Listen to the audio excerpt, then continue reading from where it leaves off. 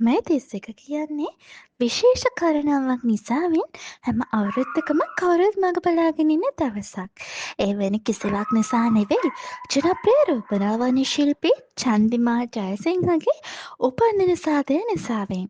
චන්දිමාල් ජයසිංහගේ උපන්දින සාදය කියන්නේ සරල එකක් එහෙම නෙවෙයි. එය තනිකරම රාජකීය සාදයක්.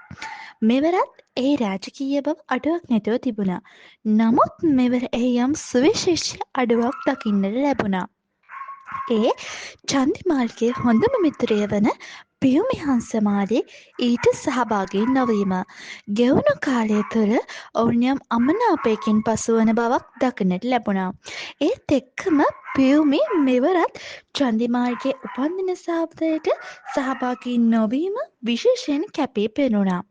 ඒ ගැන චන්දිමාල්ට එක් වූ අදහස් කිහිපයක් මෙයි. යාළුවෝ කවදාවත් තරහ වෙන්නේ නෑ. සමහර වැරදි වැටහීම් වගේ දේවල් තියෙනවා. ඉතින් මං කවදාවත් එයා එක්ක තරහ වෙන එයාව විවේචනය කරන කෙනෙක් නෙමේ. පියුම කියන්නේ බොහොම හොඳ කෙනෙක්. එයාගේ හිත හරි ඉක්මනට කැඩෙනවා. හරි ඉක්මනට එයාගේ හිත රිදෙනවා. ඒ වගේම හරි ඉක්මනට එයාගේ හිත හැදෙනවා.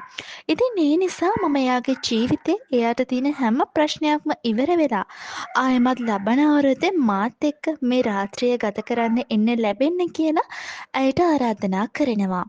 ඒට මම හරි ආදරෙයි හැමදාම.